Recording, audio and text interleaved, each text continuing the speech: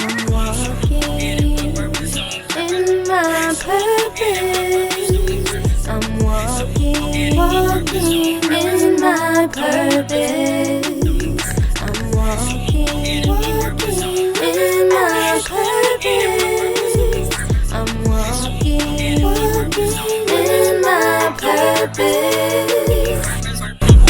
purpose on purpose. So I'm walking in my purpose on purpose. On purpose. On purpose.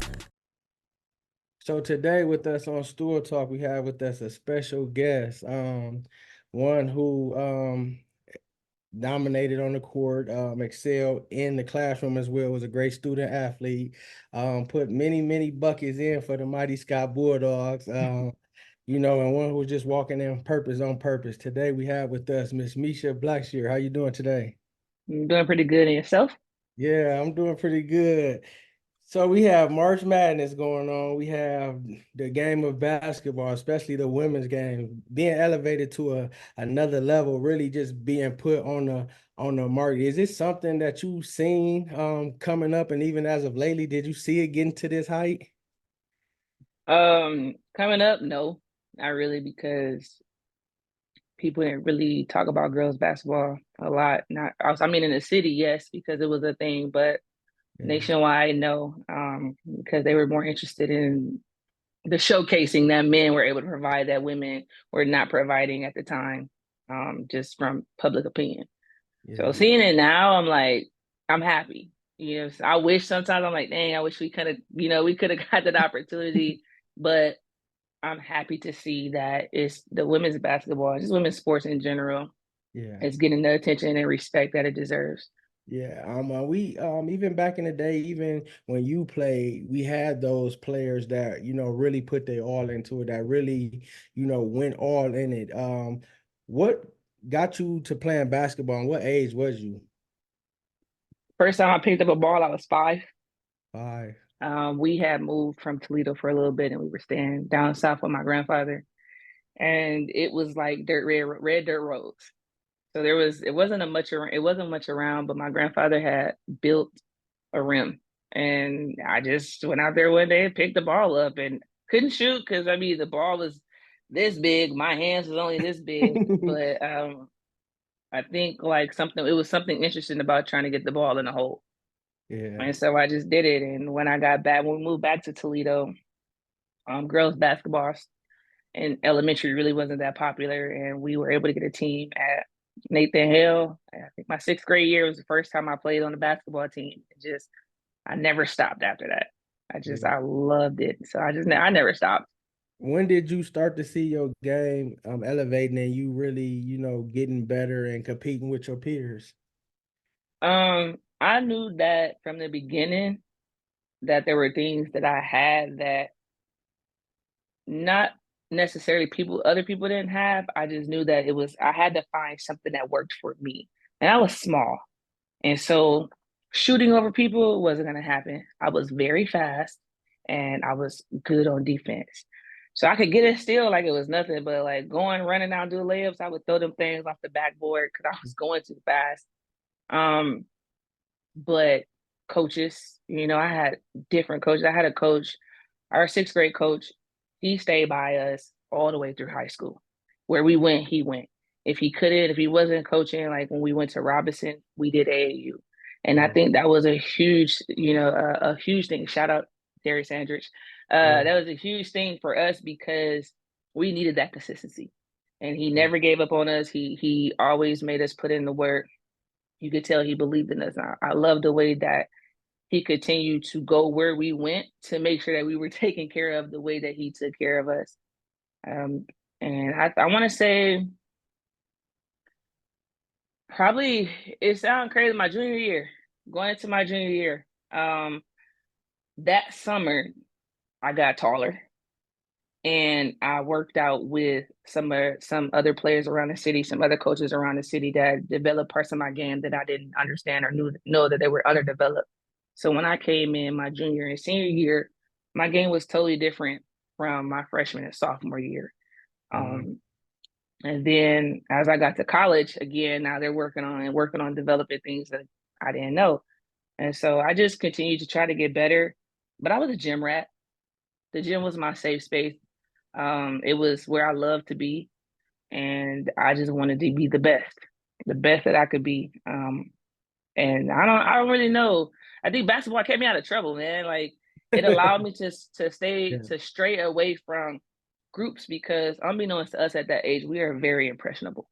yeah, So I look back at it now and I'm so thankful for it because I feel like had I not had that, it had not been such a passion for me, that I might have strayed, a different way. So yeah. I'm thankful for sure.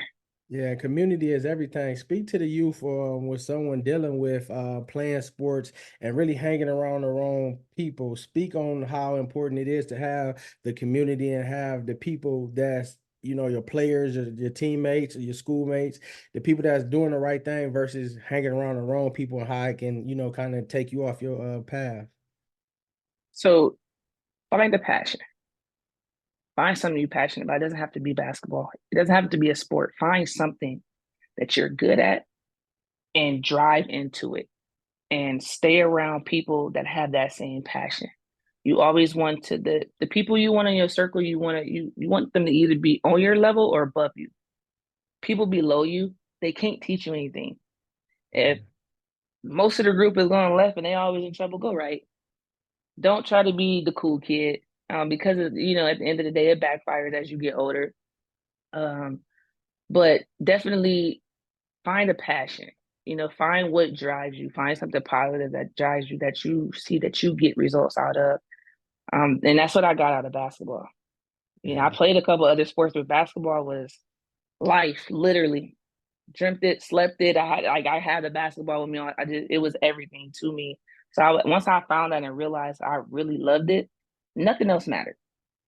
Um, so start off with finding your passion, and then find a group of people that understand that can help elevate that, and don't be afraid to like. Okay, so if you have a certain coach, don't be afraid to get that assistance elsewhere. Expand yourself.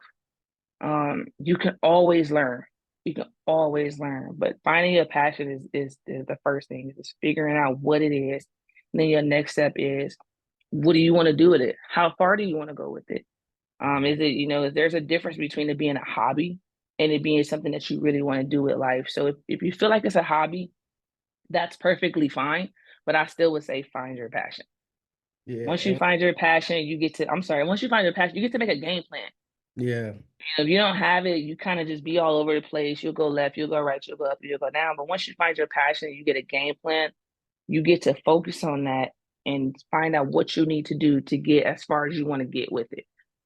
Yeah, and one thing you had said too, you mentioned it twice, even with being around another coach or being around people that know the game even better, but even playing and going against them, even working out with them, a lot of Mhm. times people don't work out with people that's better than them, or they play to the level of their competition. What do you say about the athletes that's not putting in that extra work but expecting a different outcome on the thing, and how can they put that work in to help for their development? Be honest with yourself. First things first is be honest with yourself. Look in the mirror, and again, going back to the passion pieces, seeing if that's something that you really want to do, if you really want to take time to put into that. But if you know that you're not putting in the work, it's unfair to have the expectation to be out there on the court all the time. It's unfair to think that because you can shoot, that you should be at the 3 point. It's unfair. It's unrealistic, to be Yeah. honest. But you have to don't listen to people. Don't listen to haters. And you don't know it all. And you can Yeah. always get better. Um, that was one of the things is, and when you find people that's better than you, play with them. So I'll go back to when I was in high school. There were players that were good. You know what I'm saying? And I say this humbly. There were players good. There were players I knew I was better than, but there was one player that stood out the most to me, um, who I wanted to play with, who I wanted to work out with, and I mean, everybody knows who Sharice Eulis is. Um, Yeah. in Toledo, she made me want to work harder. Seeing her work and being able to work well, that's that summer I told you where I was able, we played together, along with a few other great players from Wade and some of our team, some of my great players from Scott. And I Yeah. learned a lot. I learned a lot. So don't be afraid to work out with somebody that's better than you, especially if you want to get better. You do not get better by playing against people that's at your level. That's why I said you got to raise above. You don't get better by playing people that's below your level because all in the name of wanting to win. It just don't work like that. If you want to be the best, if you want to be a better player, you got to challenge yourself, and you can't be scared. Yep, you might get crossed. Yep, you might get blocked. Yep, you might airball. Yep, you will miss a wide open layup. It happens. Nobody is perfect. You might get ripped. It doesn't matter. Yeah. Getting back out there and doing that is what matters. Figure out your weak spot. Work on your game. Nobody should have to tell you to do that. If it's something that you really want to do, you have to work on your game by yourself, and don't let nobody deter you from that. If that's something that you really want to do. So again, it goes back to the passion piece. Sit down and think about if it's something you want to do. Be honest with yourself. Be honest with your coach. Hey, I want to play this more like a hobby versus like, no, this is I want this. I want to go to college off of this. I want to go further, off of this. You sit down and be honest with yourself and hold yourself accountable. Yeah. When you get to practice. A lot of, what I see now is that there's no discipline. Yeah. Man, there's no discipline. There's a huge lack of respect, not only for coaches but for the game in general. So it's been changed a lot, but we wanted it. How bad do you want it? If you don't want it that bad again, that's fine, but don't put that responsibility on somebody else because it's something that you don't want. So you have to be honest with yourself. You need to be honest with others, and that's going to help you be able to develop your game anyways. Like if I'm saying, hey coach, this is just a hobby but I do want to get better, they're never not gonna put that into you.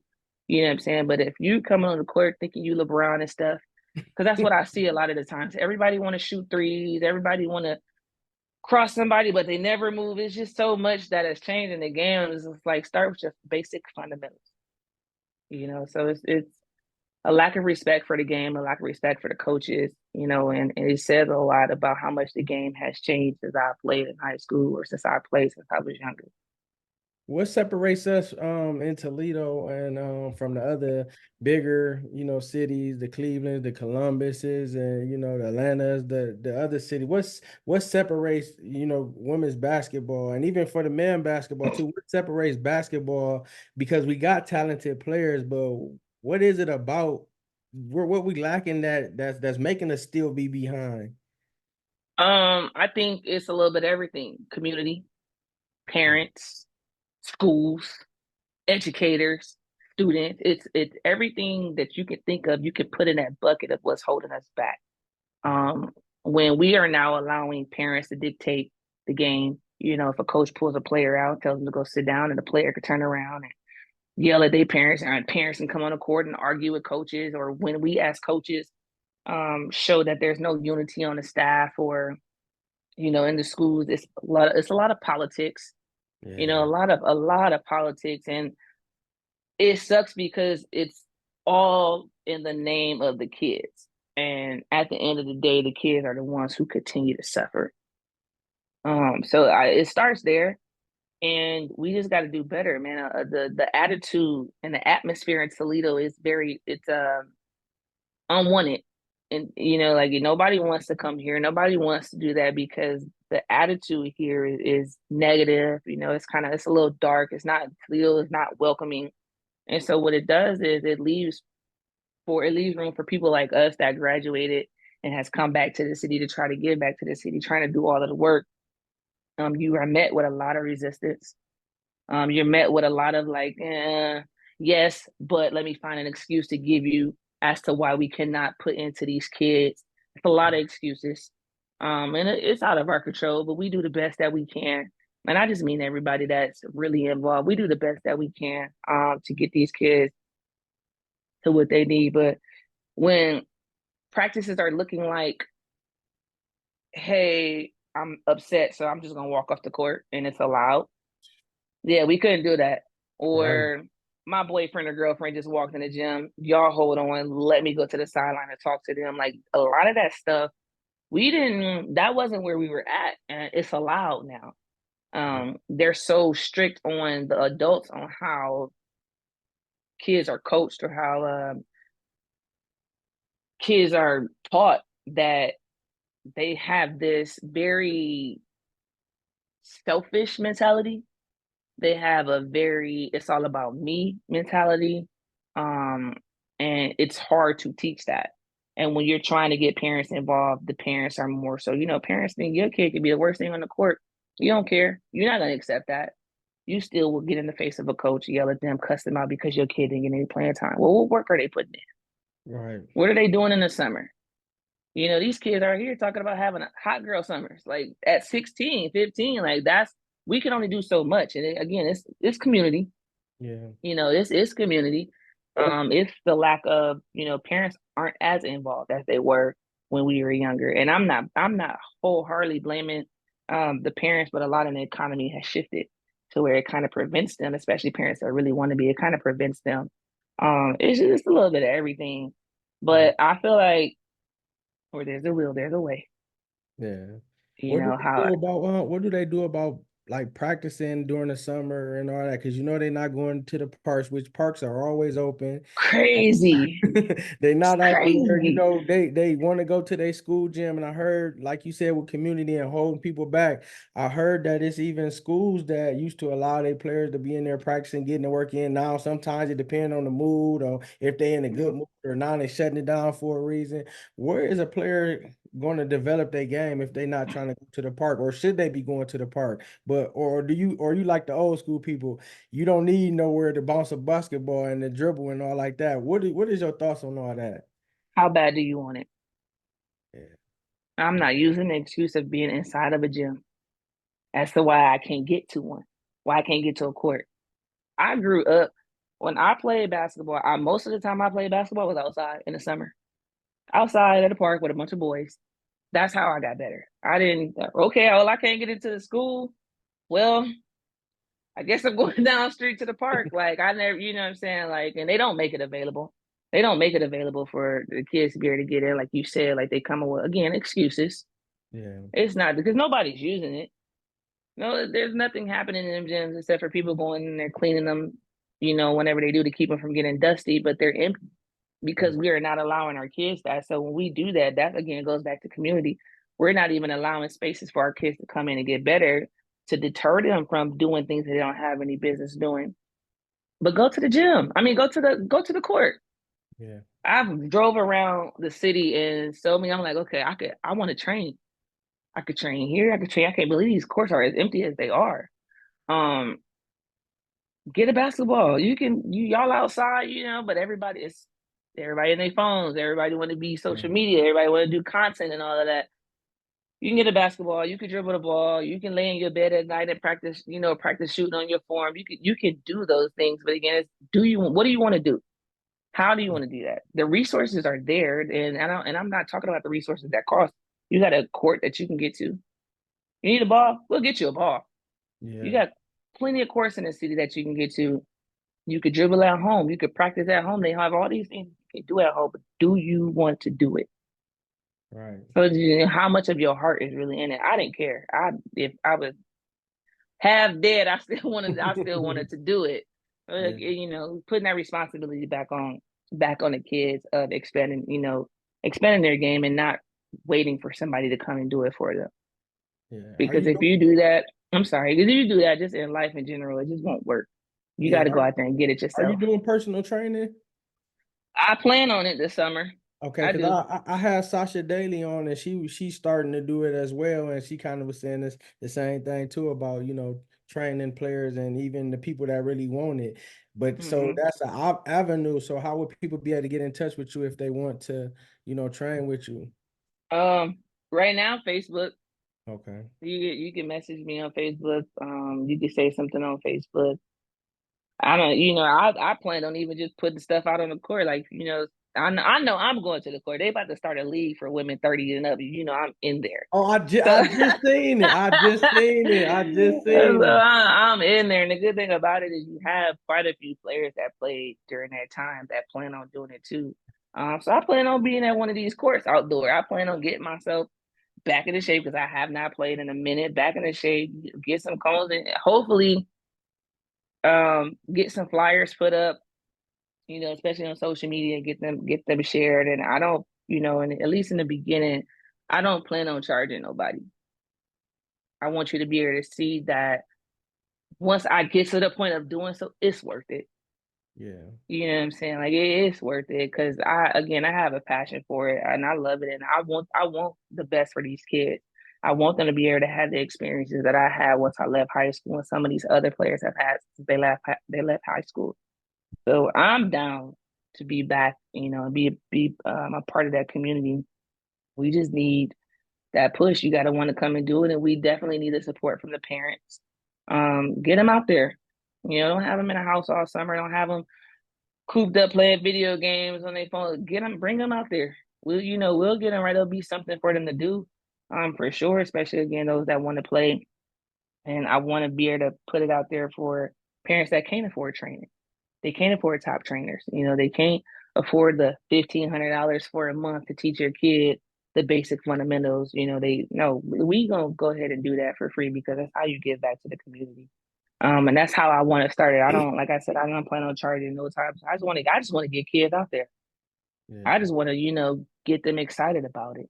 You know, and parents not have to be stressed about this or that. You know, that's my goal. So it depends on the parents. You know, it's up to it becomes up to the parents and up to the players. Yeah, I was talking to Tori Blanchard about this. She had a league, the girls' league, you know, and just the different kids and you know, getting the kids to come. But then we had a conversation about when everybody's taking all the good kids and putting them on AAU teams. So now you got the kids that really ain't fundamentally sound now, all them playing together. So it Mm-hmm. really is, you know, all over the place. What do you do about that? Or is that something that you can't help or like what is needed when it comes to that? Politics. Let's go back to politics.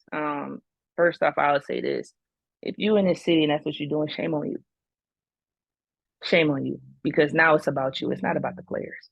It's about you. It's about getting your name out there. It's about, you know, like just shame on you for doing that, for making it so uneven Yeah. that, you know what I'm saying, these kids, they need to play with better players to understand what that looks like. They need to play with better players, you know what I'm saying, to get better. So if you are that person or those people that are going to pull the best players to create a super team or whatever it is that you want, shame on you. Shame on you for wanting to put into them and not put into the others. Yeah. You know what I'm saying? So I'll start with that. But that's what the summer is for. So if Yeah. you realize during your school year, like I want to get better at this, I want to get better at this, that's what the summer is for. That's what that training piece is for. That's where we should be coming together in the summer, trying to get these kids trained up to prepare for the school year. And then maybe, just maybe, you know, schools will start to get more committed athletes. They're not coming back trying to start there. They've already started, so they have more confidence, they have more skills. When it comes, they're like, okay, I want to play. They know it. They're used to the practicing. They're not far out of conditioning. Like you got to give them something. But it is very discouraging when a player knows that they have a good player on their team that could help them win, or you know, say somebody can celebrate with, and then somebody comes and picks out all the good players to leave.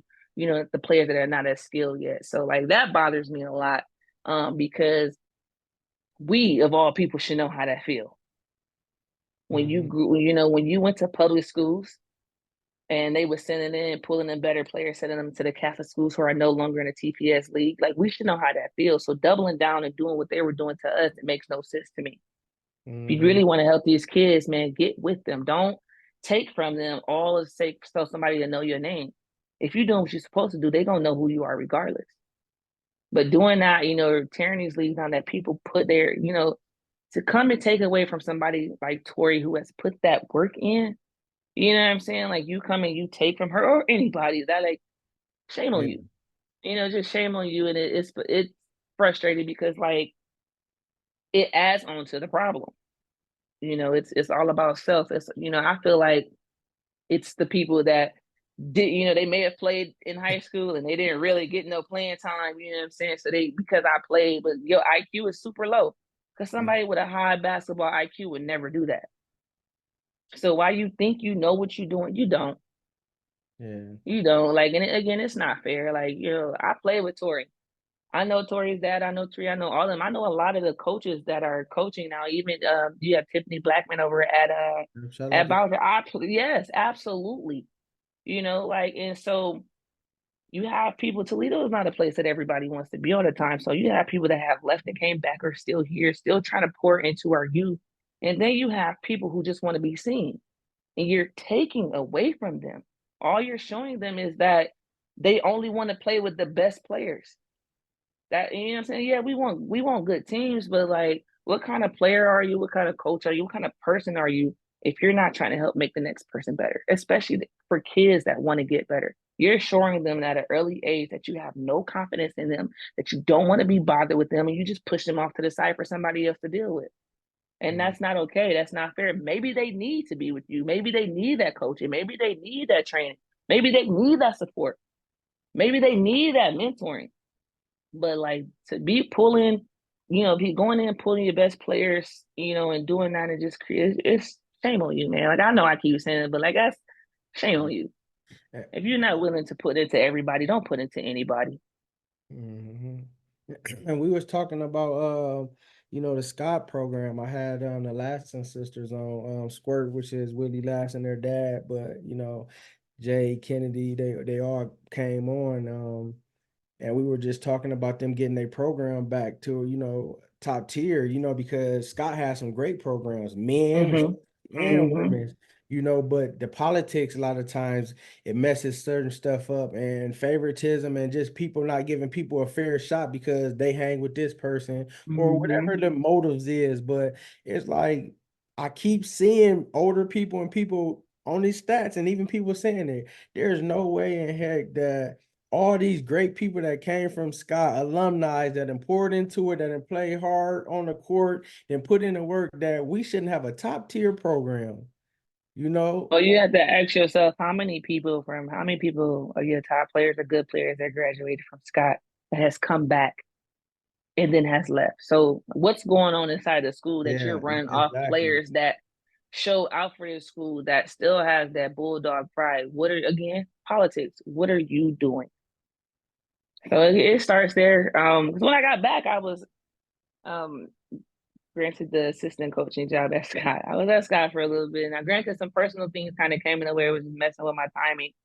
But even then, I can honestly sit here and say that it would have been such a struggle to stay, because like, I'm a dog. Like, I'm a dog at heart, always will be. So once I step in that school, you know what I'm saying, the pride is still very high there. I'm very much still loyal to my high school. So when you come in and you see these things and you see that it's allowed, it's like, I don't want to put my name on that, man. Like, come on, like, what? Oh, we can't do this no more. You can't do this, or we find excuses for why behaviors are the way that they are, or why things are the way that they are, and I feel like we make them more complicated than what they need to be. And that sucks, because when you hear Toledo, I mean, you hear schools, but everybody know who Scott is. Everybody know about Scott. Even people that didn't go to Scott are like, man, somebody was just telling me, like, man, the architecture of Scott is amazing. Like, you got, you just, just saying it, and you be happy to hear that, and then you walk through that school, or you walk into that gym, and you just like, man, like, where is it? Like, where the dogs at? Like, where are they at? And so I think, again, it starts with, we gotta get back to being able to coach these kids. We got to get back to being able to command the room. And a lot of the time, you can't do that anymore because there's so much politics in it, and everybody want to be liked, Mhm. and everybody's concerned about what the next person got to say. And it's missing a lot. And I wish it was different. But right now in the moment it's not, and I hope that it changes. But yeah. And what is this like? I be hearing with TPS, like it don't matter. You can win the championship every year, but you still gotta re-interview and reapply. Like, why do they got like to where it ain't consistent like the other leagues? I wish I knew. I wish I knew. I didn't stay around long enough to find out. just because I know what I can offer and I'm not about to come back. I know my accolades. You know my accolades. You know where I've been. I'm not gonna say I had to prove myself, but there's no way I'm coming back to prove myself when my resume looks like this. And you know my resume looks like Yeah. that. It looks like I think it's a power struggle at, just again that command piece. Like, I want to be I don't understand it, but all I know is to be here and see former athletes being pushed away that they are or running away. Like, you got to stop it again. Look at yourself and try to figure out or ask yourself, if you care enough, why is this happening? How do I get more former Bulldogs in here, with these programs? Because we're here, we're out here. We would Yeah. love to do it, but you got to let us come in and do it. You can't have your hand in everything. And I think that's a lot of it. It's like everybody want to have control of everything. Mm. How can you have control over a sport you have no idea about? Or you know what I'm saying? The level of knowledge is like this big compared to people who has history or who's been doing it all their life, played it, coached it, did all of this. Like it's weird. And to see, we still root for them because they've been Bulldogs, but to see former Bulldogs that who resume like this go to other leagues, winning Coach of the Year, winning championship league, and seeing them excel, Hmm. man, it's like, I man, don't you think that you would think that they'd be on your side, yeah, but that's not the way it is. And if you are appreciated elsewhere, you know what I'm saying? Like, go, because it you still as a coach have to take care of yourself too, and I mean like on the mental aspect, because it can be draining when it feels like it's you against everybody. um but when on the political side, when you are doing that, you are taking away opportunities for these kids that are at this school, because now it's not the kids that people don't want to coach, it's the politics. So now you're pulling those resources away from them, and them being able to be as good as other kids at other schools, when you're pushing away the coaches and the staff that's coming in trying to bring greatness out of these kids. mhm, I also think there's a huge thing of they want yes men. I want a yes man. I want somebody to do what I say. And I'm willing to hire somebody who does not have the best, coaching experience or doesn't have enough coaching experience, all in the name of being able to get that person to do what I want to do. Versus somebody's going to come in that knows their job, they know what they're doing, and they're going to challenge what you're saying because they know and you may not know. So if I hire somebody that's a yes man and will just do what I say, nobody's gonna hold me accountable when I'm wrong, and I don't have to admit when I'm wrong. If I hire somebody else that knows what they're talking about, has the resume to back it up, and can vocalize when you're wrong, people don't want to deal with that. So mhm, they'll do little microaggressions and a little passive aggressiveness, and it'll start to push you out. And you'll bring people in that'll do exactly what it is that you want to do. So mhm. I hate it. I hate it, man. I wish I was a kid again sometimes, but we wasn't aware of that stuff. And I just was like, man, we are damaging these kids when we are making these decisions that are not for the kids. It's Yeah, for ourselves. yeah. So lastly, before we let you get up out of here, whatever comes to your heart, speak to the youth or speak to the, young adults that's, out here. You're gonna make a mistake. You're gonna make plenty of mistakes. But for every day that you are blessed to be able to wake up, be better, do better. And if you don't know what that looks like, find somebody that can help you do that. Stay committed to whatever it is you choose to do. And I know you guys hear this more than enough times. Stay in school. Stay Yeah. in school. Please stay in school. And learn all that you can learn. Um, but be committed. And if you feel like there's nobody to help you, help yourself. Yeah. Do all you can to help yourself, but don't give up. If that's your dream and that's your passion, it's something you really want to do, don't give up. Keep pushing, because I guarantee you God is going to put somebody in your path that's going to help you get to wherever it is that you need to get to wherever it is that you need to get. You just got to keep going, keep fighting. Don't let nobody tell you what you can't do. Do what you can do and keep it pushing and just get better, just be better. But look at yourself every day. Affirm to yourself that you are going to be great, that you can do this. Like, 'cause that self-love starts with it. That's where it starts at. Don't let nobody deter you. Stand your ground on what it is that you want to do, because a lot of people that failed, or a lot of people that gave up, they're out here saying you can't do it because they couldn't do it. Yeah. You can do it.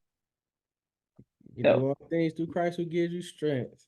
and be pleased, man. I can't express this enough. Please, because I am a teacher now. Respect your teacher and the adults in the building, because y'all are also driving people out, and we want to be in. Yeah. Just be kind, be respectful, and keep pushing, and be just the best version of yourself that you can be. Yeah, that's it. Great basketball mind, great, person, great servitude that you still have. You always been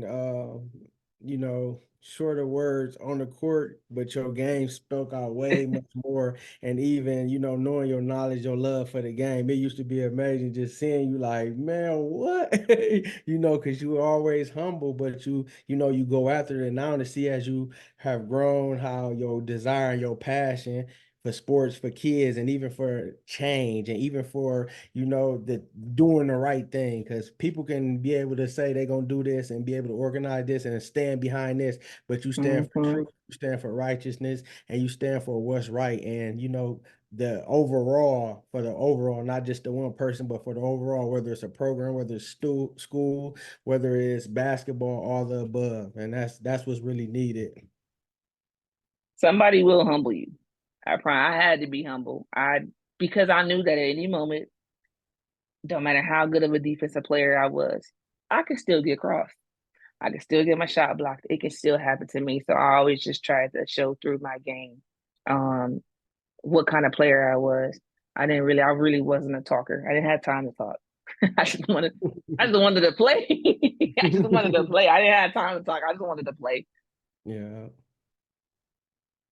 Yeah, send me some of your if you got any basketball pictures, whether you was at Scott College or whatever, send me pictures like that so I can put with your intro. Okay. All right, All right. appreciate you. This been great. I'm gonna have you on again though. I can, man. I look forward to it, and I'm so appreciative of you having me on now, man. I've always kind of like wanted to do a podcast. I was a little nervous, but it was fun. And anything I could do, anything I could do. Same. Lastly, man, Toledo, please, please, please, y'all, we got to get it together for for these youth, man. We got to get it together for them. Yeah. That's it. All right, I'm gonna be in touch, and I'm gonna get a couple of players that was reaching out to me about having interest to see how if they really want it or not. So I'll be in touch with you. Okay, All right, thanks. of course.